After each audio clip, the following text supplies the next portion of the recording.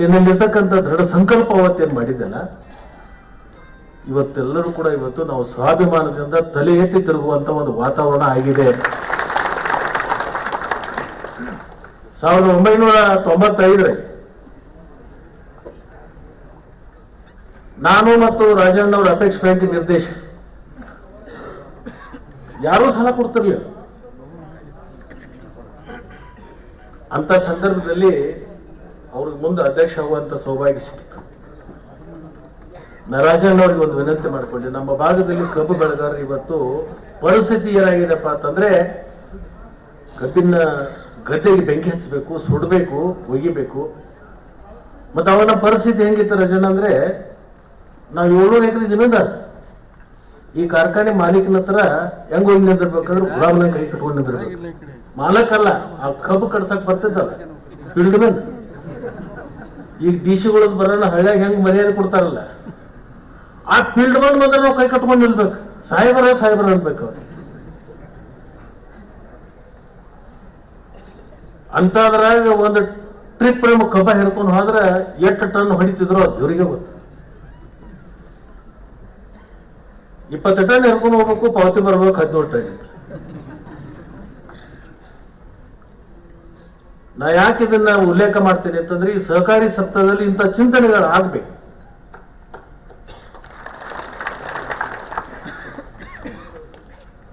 ಅವತ್ತು ರಾಜಣ್ಣ ಅವರು ಅಪೆಕ್ಸ್ ಬ್ಯಾಂಕಿನ ಅಧ್ಯಕ್ಷ ಆದ್ಮೇಲೆ ಇವತ್ತೇನಾದ್ರೂ ಕರ್ನಾಟಕದಲ್ಲಿ 99 ಸಕ್ಕರೆ ಕಾರ್ಖಾನೆಗಳಿದಾವೆ. ಅದರಲ್ಲಿ ಒಂದು 12 ಸಕ್ಕರೆ ಕಾರ್ಖಾನೆಗಳು ನಿಷ್ಕ್ರಿಯ ಆಗಿದೆ, ಉಳಿದ ಕಾರ್ಖಾನೆ ಪ್ರಾರಂಭ ಇದಾವೆ. ನಮ್ಮ ಜಿಲ್ಲೆಯಲ್ಲಿ 24 ಸಕ್ಕರೆ ಕಾರ್ಖಾನೆ. ಈಗ ಮೇಡಮ್ ಅವ್ರು ಹೇಳಿ ಹೋದ್ರಲ್ಲ, ಅಪೆಕ್ಸ್ ಬ್ಯಾಂಕಿನ ನೇತೃತ್ವದೊಳಗೆ ಅನೇಕ ಜಿಲ್ಲಾ ಮಧ್ಯವರ್ತಿ ಬ್ಯಾಂಕ್, ಬೆಳಗಾವಿ DCC ಬ್ಯಾಂಕ್ ಇರ್ಬೋದು, ಬಾಗಲಕೋಟೆ ಇರ್ಬೋದು, ಬಿಜಾಪುರ ಇರ್ಬೋದು, ಮಂಗಳೂರು ಇರ್ಬೋದು, ಕಾರವಾರ ಇರ್ಬೋದು, ರಾಜಣ್ಣ ಅವರ ತುಮಕೂರು ಇರ್ಬೋದು, ಸಂಯುಕ್ತ ಆಶ್ರಯದಲ್ಲಿ ಖಾಸಗಿ ಮತ್ತು ಸಹಕಾರಿ ಸಕ್ಕರೆ ಕಾರ್ಖಾನೆ ಸಾಲವನ್ನು ಕೊಡ್ಲಿಕ್ಕೆ ಏನು ಪ್ರಾರಂಭ ಮಾಡಿದ್ರಲ್ಲ, ಇವತ್ತು ದಿವಸ ಕರ್ನಾಟಕದಲ್ಲಿ ರಾಜಣ್ಣವರು ತಗೊಂಡಿರ್ತಕ್ಕಂಥ ದಿಟ್ಟು ನಿಲುವಿನಿಂದ ಅಪೆಕ್ಸ್ ಬ್ಯಾಂಕಿನ ನೇತೃತ್ವದಲ್ಲಿ ಸಾಲವನ್ನು ಕೊಡ್ಲಿಕ್ಕೆ ನಾವು ಪ್ರಾರಂಭ ಮಾಡಿದೀವಲ್ಲ, ಇವತ್ತು ಕರ್ನಾಟಕದಲ್ಲಿ ಸುಮಾರು 58 ಲಕ್ಷ ಮೆಟ್ರಿಕ್ ಟನ್ ಸಕ್ಕರೆ ಉತ್ಪಾದನೆಯನ್ನು ಮಾಡ್ತಾ ಇದ್ದೀವಿ. ಎಷ್ಟು? 58 ಲಕ್ಷ ಮೆಟ್ರಿಕ್ ಟನ್ ಸಕ್ಕರೆ ಮಾರಾಟ ಎಷ್ಟಾಗುತ್ತೆ? 3300 ಪರ್ ಕ್ವಿಂಟಲ್. GST ರೇಟ್ ಕಟ್ತೀವಿ ನಾವು 5%. ಲೆಕ್ಕ ಮಾಡಿ. ಕೇಂದ್ರ ಸರ್ಕಾರಕ್ಕೆ ನಮ್ಮ ರಾಜ್ಯದಿಂದ ಹೋಗ್ತಕ್ಕಂಥ GST ಕೇವಲ ಕರ್ನಾಟಕದಿಂದ 8 ರಿಂದ 9 ಸಾವಿರ ಕೋಟಿ ರೂಪಾಯಿ. ಅದು ರಾಜ್ಯ ಸರ್ಕಾರಕ್ಕೆ ಹೋಗುತ್ತೆ, ಕೇಂದ್ರ ಸರ್ಕಾರಕ್ಕೆ. ಇದು ಬರೀ ಸಕ್ಕರೆ ಮೇಲೆ, ಮೊಲಾಸಿಸ್, ಬಗ್ಯಾಸ್, CNG, ಇಥನಾಲ್, ಇವೆಲ್ಲದರ ಮೇಲೆ ನಮ್ಮ ರಾಜ್ಯದಿಂದ ಹೋಗ್ತಕ್ಕಂಥ GST ಏನಿದೆಯಲ್ಲ, ಇದು ಕೇಂದ್ರ ಸರ್ಕಾರಕ್ಕೆ ಸಿಗ್ತಕ್ಕಂಥ ಲಾಭ, ರಾಜ್ಯ ಸರ್ಕಾರಕ್ಕೆ ಸಿಗ್ತಕ್ಕಂಥ ಲಾಭ ಯಾರಿಂದ ಅಂತ ಕೇಳಿದ್ರೆ, ಇವತ್ತು ನಾವು ಸಹಕಾರಿಗಳು ಈ ಸಕ್ಕರೆ ಕಾರ್ಖಾನೆಗೆ ಸಾಲವನ್ನು ಕೊಡದೆ ಹೋಗಿದ್ರೆ ನಿಮಗೆ ಟ್ಯಾಕ್ಸು ಬರ್ತಿರ್ಲಿಲ್ಲ, ನಮ್ಮ ರೈತ ತಲೆ ಎತ್ತಿ ತಿರುಗುತ್ತೂ ಇದ್ದಿದ್ದಲ್ಲ. ಇವತ್ತು ಕಬ್ಬು ಬೆಳೆಗಾರರು ಏನಾದರೂ ಇವತ್ತು ತಲೆ ಎತ್ತಿ ತಿರುಗುವಂತ ಒಂದು ವಾತಾವರಣ ಬಂದಿದ್ರೆ ಅದು ಸಹಕಾರಿ ಕ್ಷೇತ್ರ. ನಾನು ಯಾಕೆ ಈ ಮಾತನ್ನು ಹೇಳ್ತೇನೆಂದ್ರೆ, ಅನೇಕ ಪತ್ರಿಕೆಯಲ್ಲಿ ಅನೇಕ ಜನ ಆರೋಪಗಳನ್ನು ಮಾಡ್ತಾರೆ. ಈ ಸಹಕಾರಿ ಕ್ಷೇತ್ರದಲ್ಲಿ ಇರ್ತಕ್ಕಂಥ ಜನ ಬಿಳಿ ಆಣಿಗಳು. ಅರೆ, ನೀವು 100, 400, 500 ಕೋಟಿ ರೂಪಾಯಿಯಲ್ಲಿ ಲಪಟಾಯಿಸಿದ ದೊಡ್ಡವರಾದವರು ನೀವು ಸಹಕಾರಿ ಕ್ಷೇತ್ರದ ಜನರ ಮೇಲೆ ನೀವು ಅವಮಾನಕರವಾಗಿರ್ತಕ್ಕಂಥ ಮಾತುಗಳನ್ನು ಆಡ್ತೀರಲ್ಲ, ಇದು ಶೋಭೆ ತರುತ್ತೇನೋ?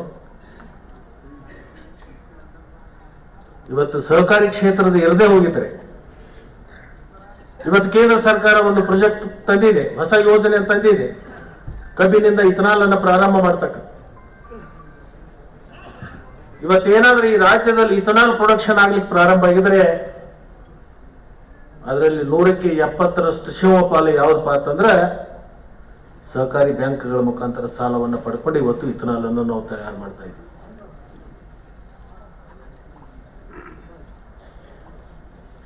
ಬ್ಯಾಂಕಿನಿಂದ ನಾವು ಸಾಲ ತಗೋತೀವಿ, ಶುಗರ್ ಫ್ಯಾಕ್ಟರಿ ಅವರು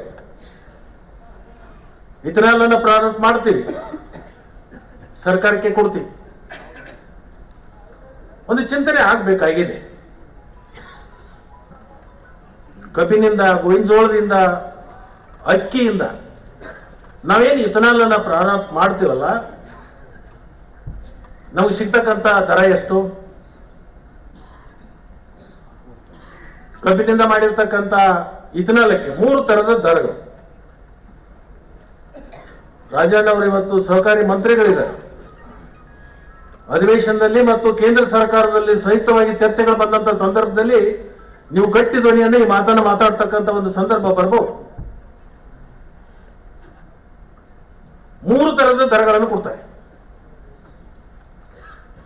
ಮೊಲಾಸಿಸ್ ಮೇಲೆ ಇರತಕ್ಕಂಥ 56 ರೂಪಾಯಿ, ಬಿ ಹೆವಿಯಿಂದ 60 ರೂಪಾಯಿ, ಜ್ಯೂಸ್ ಇಥನಾಲ್ದಿಂದ 65 ರೂಪಾಯಿ, ಮೆಕ್ಕೆಜೋಳದಿಂದ ಆಗಿರ್ತಕ್ಕಂಥದಕ್ಕೆ 71 ರೂಪಾಯಿ 80 ಪೈಸೆ. 1 ಟನ್ ಕಬ್ಬಿಗೆ ಎಷ್ಟು ಇಥನಾಲ್ ಬರುತ್ತೆ? 1 ಕ್ವಿಂಟಲ್ ಗೋವಿನ ಜೋಳಕ್ಕೆ, ಏನು ಮೆಕ್ಕೆಜೋಳ ಅಂತ ಕರಿತೀವಿ, ಕ್ರಾನ್ ಅಂತ ಹೇಳ್ತೀವಿ, ಅದಕ್ಕೆ ಎಷ್ಟು ಬರುತ್ತೆ? 1 ಟನ್ ಕಬ್ಬಿಗೆ 75ರಿಂದ 80 ಲೀಟರ್ ಇಥನಾಲ್ ಬರುತ್ತೆ. ಸರಾಸರಿ ತಗೊಳ್ಳೋದು 60 ರೂಪಾಯಿ. 60 ರೂಪಾಯಿದಂಗೆ ಎಷ್ಟಾಯ್ತು ರೇಟು?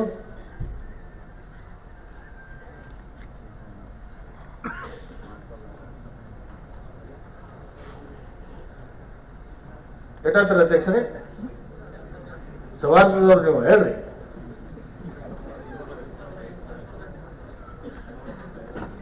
ಏನು ಲಕ್ಷ ಅಲ್ಲ, 1 ಲೀಟರಿಗೆ 80 ಲೀಟರ್, 8 ಆರ್ಲೆ ಎಷ್ಟಾಯ್ತು?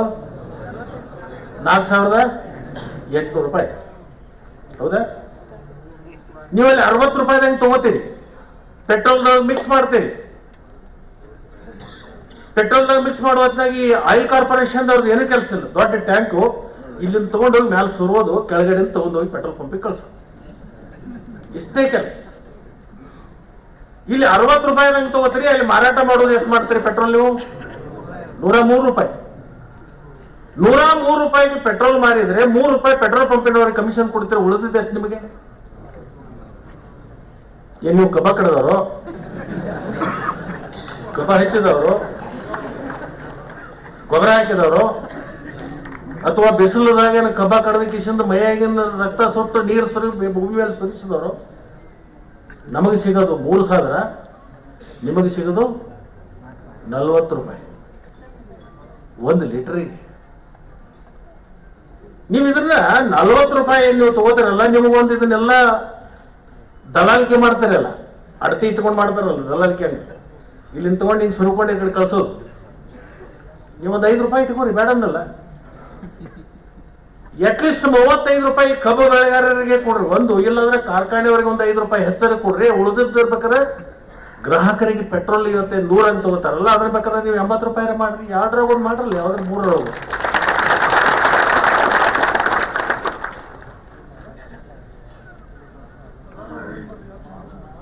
ಗೋವಿನ ಜೋಳ ಬೆಳಿತೀವಿ ನಾವು. 1 ಕ್ವಿಂಟಲ್ ಗೋವಿನ ಜೋಳಕ್ಕೆ 40 ಲೀಟರ್ ಇವತ್ತು ಇಥನಾಲ್ ಬರುತ್ತೆ. 1 ಕ್ವಿಂಟಲ್ ಗೋವಿನ ಜೋಳಕ್ಕೆ 40 ಲೀಟರ್ ಎಷ್ಟಾಯ್ತು ದುಡ್ಡು? ನಾವು ಗೋವಿನ ಜೋಳ ಖರೀದಿ ಹೆಂಗ್ ಮಾಡ್ತೀವಿ? ನೀವು ಪ್ರೈಸ್ ಫಿಕ್ಸ್ ಮಾಡಿರಿ ಕೇಂದ್ರ ಸರ್ಕಾರ, SOP. ಕಬ್ಬಿಗೆ ಮಾಡಿರಿ, ಗೋವಿನ ಜೋಳಕ್ಕೂ ಮಾಡಿರಿ, ಜೋಳಕ್ಕೂ ಮಾಡಿರಿ, ಎಲ್ಲದಕ್ಕೂ ಮಾಡಿರಿ. ಆದ್ರೆ ಇಲ್ಲಿ ಉತ್ಪನ್ನ ಆಗೋದು ತಗೊಳ್ತೀರಿ ಹಂಗ, ನೀವು ಅದನ್ನ ಮಾರಾಟ ಮಾಡ್ತೀರಿ ಹಂಗೆ, ಪೆಟ್ರೋಲ್ ಪಂಪಿಗೆ ಕಳಿಸ್ತೀರಿ ಅಷ್ಟು, ನೀವು ಉಳಿದಕ್ಕಂತ ಹಣ ನೀವು ಯಾಕೆ ಇಡ್ತೀರಿ? ನಮ್ಮ ಸಹಕಾರಿ ಕ್ಷೇತ್ರದ ಎಲ್ಲಾ ಬ್ಯಾಂಕ್ಗಳ ಬ್ಯಾಲೆನ್ಸ್ ಶೀಟ್ ನೀವು ಕೇಳ್ತೀರಿ, ಲಾಭ ಹಾನಿ ಬಗ್ಗೆ ನಮ್ಮನ್ನು ಚೆಕ್ ಮಾಡ್ತೀರಿ ನೀವು. ಮಲ್ಟಿ ಸ್ಟೇಟ್ ಆಕ್ಟ್ ಕೆಳಗಿರ್ತಕ್ಕಂಥ ಸಂಸ್ಥೆಗಳನ್ನ ಕೇಂದ್ರ ಸರ್ಕಾರ ರೈಟಿ ಮಾಡುತ್ತೆ. ಕರ್ನಾಟಕ ರಾಜ್ಯ ಸಹಕಾರಿ ಕೋಆಪರೇಟಿವ್ ಕೆಳಗಡೆ ಇರ್ತಕ್ಕಂಥದ್ದು ರಾಜ್ಯ ಸರ್ಕಾರ ನೋಡುತ್ತೆ. ಇಲ್ಲೆಲ್ಲ ನೀವು ಅಡಿಟ್ ಮಾಡ್ತೀರಿ. ಈ ಆಯಿಲ್ ಕಂಪನಿಗಳಿದಾವಲ್ಲ, ಪ್ರೈವೇಟ್ ಅಂಡ್ ಕಾರ್ಪೊರೇಟ್ ಕಂಪನಿಗಳು, ಇದ್ರದ್ದು ಬ್ಯಾಲೆನ್ಸ್ ಶೀಟ್ ತೆಗೆದು ನೋಡ್ರಿ ನೀವು. ಇದರ ಬ್ಯಾಲೆನ್ಸ್ ಶೀಟು 1995ಕ್ಕಿಂತ ಪೂರ್ವದಲ್ಲಿ ಏನ್ ಬ್ಯಾಲೆನ್ಸ್ ಶೀಟ್ ಬರ್ತಿದ್ದು ಈಗ ಹೊತ್ತೇನು ಬರ್ತದೆ. ಈ 4 ಆಯಿಲ್ ಕಾರ್ಪೊರೇಷನ್ ಕಂಪನಿ ಅದಾವ.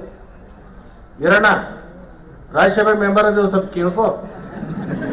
ಕೌಟಿಂಗ್ ಮಾಡ್ಕೊಂಡು ಏನ್ ಮಾತಾಡ್ತೀರಿ ಇಲ್ಲಿ ಕೇಳಿ. ಬಿಜೆಪಿ ಅವರ ಅಟ್ಯಾಕ್, ಪ್ರಧಾನಮಂತ್ರಿ ಕರ್ಕೊಂಬ ಒಂದೇ ವೇದಿಕೆ ಮ್ಯಾಗ ಬಂದು ನಿಂತು ಮಾತಾಡ್ತೇನೆ. ನಾನೇನ್ ಹೇಳ್ತೇನೆ, ಇಲ್ಲಿ ಕಾಂಗ್ರೆಸ್ ಬಿಜೆಪಿ ಅಂತ ಹೇಳಲ್ಲ, ರಾಜ್ಯ ಸರ್ಕಾರ ತಪ್ಪು ಮಾಡಿದ್ದನ್ನು ಕೂಡ ಹೇಳ್ತೀನಿ, ಕೇಂದ್ರ ಸರ್ಕಾರ ಮಾಡಿದ್ದನ್ನು ತಪ್ಪು ಹೇಳ್ತೀನಿ. ಇದು ಸಹಕಾರಿ ಕ್ಷೇತ್ರ ಇದೆ, ಇಲ್ಲಿ ಯಾರು ನಾವು ರಾಜಕಾರಣ ಮಾಡ್ತಕ್ಕಂಥದ್ದು ಅವಶ್ಯಕತೆ ಇಲ್ಲ. ಇಲ್ಲಿ ನಮ್ಮಲ್ಲಿ ಆಗ್ತಕ್ಕಂಥ ಲೋಪದೋಷಗಳನ್ನ ಸರಿ ಮಾಡ್ಕೋಬೇಕು, ನಾವು ತಿದ್ದುಕೊಂಡು ಇದನ್ನು ಸದೃಢ ಮಾಡಬೇಕಾಗಿರ್ತಕ್ಕಂಥ ಸಹಕಾರಿ ಸಪ್ತಾಹದ ಉದ್ದೇಶ ಇದೆ. ಅದರಿಂದ ಇವತ್ತು ರಾಜಣ್ಣ ಅವರು, ಯಾಕಂತಂದ್ರೆ ಈರಾನ್ ಒಂದರ ಖುಷಿ ಪಡಿಸ್ಬೇಕಲ್ಲ, ರಾಜಣ್ಣ ಬೈದ ಮಲತ ನಾವು ಖುಷಿ ಆಗ್ತದೆ.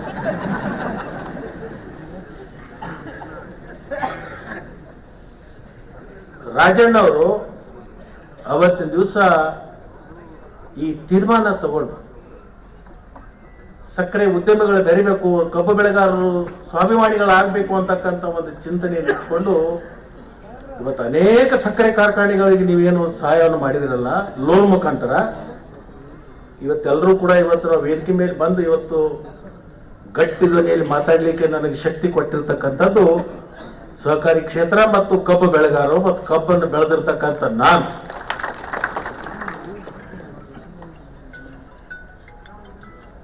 ಇವತ್ತು ಸಹಕಾರಿ ಕ್ಷೇತ್ರದಲ್ಲಿ ಅನೇಕ ಚಿಂತನೆಗಳು ಏನು ಆಗಬೇಕಾಗಿದೆ.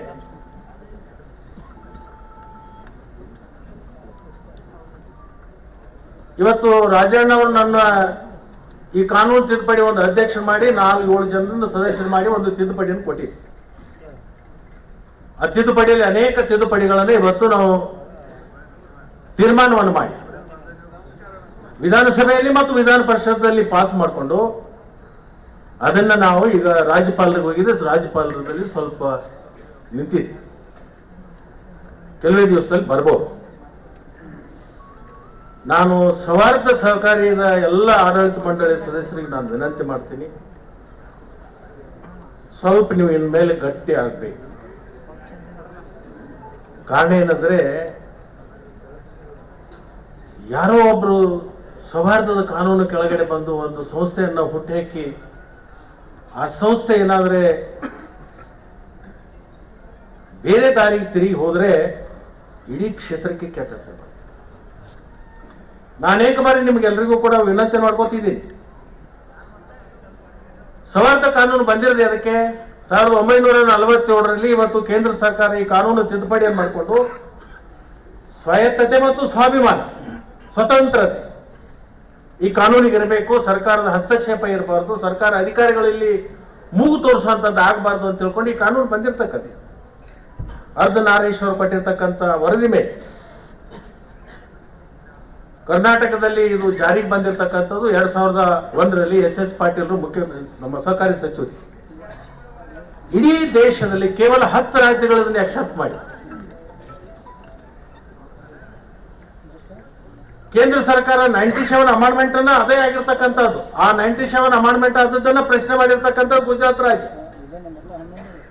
ಇವತ್ತು 97 ಅಮೆಂಡ್ಮೆಂಟ್ ಲ್ಯಾಪ್ಸ್ ಆಗೋಯ್ತು. ಆ ಲ್ಯಾಪ್ಸ್ ಆಗಿರೋದ್ರಿಂದ ಇವತ್ತು ರಾಜಣ್ಣ ಅವರು ಹೊಸ ಕಾನೂನಕ್ಕೆ ಅದನ್ನು ಜಾರಿಗೆ ತರಬೇಕು. ಅವತ್ತೇ ನಾವು ಜಾರಿಗೆ ತಂದಿದ್ದನ್ನು ಉಳಿಸ್ಕೋಬೇಕಾದ್ರೆ ಕರ್ನಾಟಕ ರಾಜ್ಯದ ನಮ್ಮದೇ ಆಗಿರ್ತಕ್ಕಂಥ ಕಾನೂನು ರಚನೆ ಮಾಡುವಂತ ಪ್ರಸಂಗ ಬಂತು. ಅದಕ್ಕೆ ನಾನು ಅಧ್ಯಕ್ಷ ಮಾಡಿ ಅದಕ್ಕೊಂದು ತೀರ್ಮಾನವನ್ನು ಮಾಡಿದರೆ ಅದಕ್ಕೆ ಅಮೆಂಡ್ಮೆಂಟ್ ತಂದಿದ್ದೆ. ಇವತ್ತು ರಾಜ್ಯ ಸರ್ಕಾರ ನೀವೆಲ್ಲರೂ ಹೇಳ್ತೀರಿ ಎಲ್ರಿಗೂ ಸಾಲ ಸಿಗ್ಬೇಕು, ಎಲ್ಲಿಂದ ತರೋದು ದುಡ್ಡು? 3 ಟೈರ್ ಸಿಸ್ಟಮ್ ನಮ್ಮ ದೇಶದಲ್ಲಿದೆ. NABARD, apex bank, DCC bank. ನಬಾರ್ಡ್ನವರು ಮೊದಲು ಎಷ್ಟು ಕೊಡ್ತಿದ್ರು? ಪ್ರಾರಂಭದಲ್ಲಿ ರಾಜಣ್ಣ ಅವರು ಅವರ ಅಧ್ಯಕ್ಷರಾಗಿರ್ತಕ್ಕಂಥ ಸಂದರ್ಭದಲ್ಲಿ ತುಮಕೂರು ಜಿಲ್ಲಾ ಮಧ್ಯವರ್ತಿ ಬ್ಯಾಂಕಿನ ಅಧ್ಯಕ್ಷರಾದಂಥ ಸಂದರ್ಭದಲ್ಲಿ ನಬಾರ್ಡ್ದವ್ರು ಕೊಡ್ತಾರೆ 75, ಡಿಸಿಸಿ ಬ್ಯಾಂಕ್ದವ್ರು 25. ಇವತ್ತೆಲ್ಲಿಗೆ ಬಂದಿದೆ? 75 ಹೋಗಿ 60 ಬಂತು, 60 ಹೋಗಿ 50 ಬಂತು, 50 ಹೋಗಿ 40ಕ್ಕೆ ಬಂತು. ಇವತ್ತೆಷ್ಟು ಬಂದಿದೆ ಅಂತ ಹೇಳಿ ತಮ್ಮ ಭಾಷಣದಲ್ಲಿ ಸ್ಪಷ್ಟಪಡಿಸ್ತಾರೆ. ಎಲ್ಲಾ ಸಹಕಾರಿ ಮಂತ್ರಿಗಳು ಗುರಿ ಹಾಕ್ತೀರಿ ನೀವು. ಏನಂತ? ಬೆಳಗಾವಿ ಜಿಲ್ಲಾದೊಳಗೆ 4 ಲಕ್ಷಕ್ಕಿಂತಲೂ ಹೆಚ್ಚು ಜನರಿಗೆ ಬಡ್ಡಿ ರಹಿತ ಸಾಲ. ಎಲ್ಲಿಂದ ತರೋದು? ಸಾರ್ವಜನಿಕರಿಂದನೇ ನಾವು ಸಂಗ್ರಹ ಮಾಡ್ಬೇಕು, ಡಿಪಾಸಿಟ್ ಕಲೆಕ್ಟ್ ಮಾಡ್ಬೇಕು. ಡಿಪಾಸಿಟ್ ಕಲೆಕ್ಟ್ ಮಾಡಿ ಅದೇ ದುಡ್ಡನ್ನು ನಾವು ರೈತರಿಗೆ 0% ಕೊಡ್ಬೇಕು. ನಾನು ರಾಜಣ್ಣ ಅವ್ರಿಗೆ ವಿನಂತಿ ಮಾಡ್ತೀನಿ, ಇವತ್ತು ಈ ಡಿಸಿಸಿ ಬ್ಯಾಂಕ್ಗಳು ಇನ್ನೂ ಬದುಕಬೇಕು, ಉಳಿಬೇಕು, ಮುಂದಿನ ತಲೆಮಾರಿಗೆ ಅದನ್ನು ಒಯ್ಯಬೇಕು ಅಂತಂದ್ರೆ ಇವತ್ತು ರೇಟ್ ಆಫ್ ಇಂಟ್ರೆಸ್ಟ್ ಏನು ರಾಜ್ಯ ಸರ್ಕಾರ ನಿಗದಿ ಮಾಡಿದೆ, ಅದನ್ನು ಮರು ಪರಿಶೀಲನೆ ಮಾಡಬೇಕಾಗಿರ್ತಕ್ಕಂಥ ಕರ್ತವ್ಯ ಇದೆ ಅಂತಕ್ಕಂಥದ್ದನ್ನು ಕೂಡ ನಾನು ಹೇಳ್ತೇನೆ.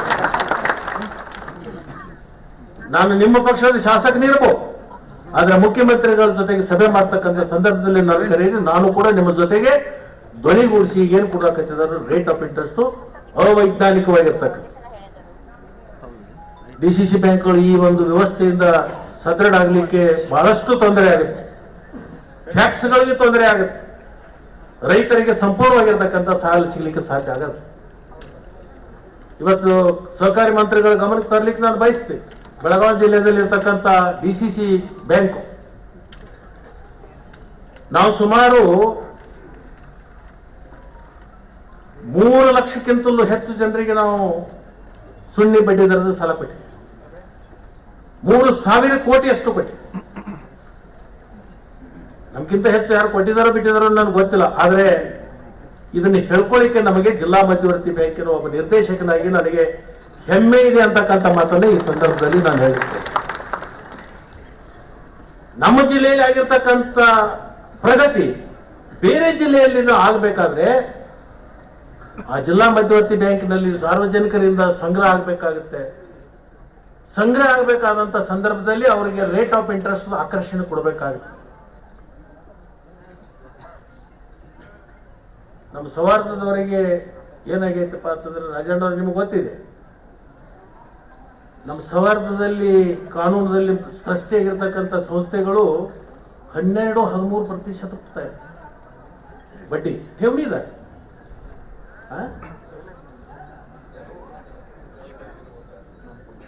ನಾನು ಕೆಲವಿದ್ದದೇ ಹೇಳಬೇಕಲ್ಲ.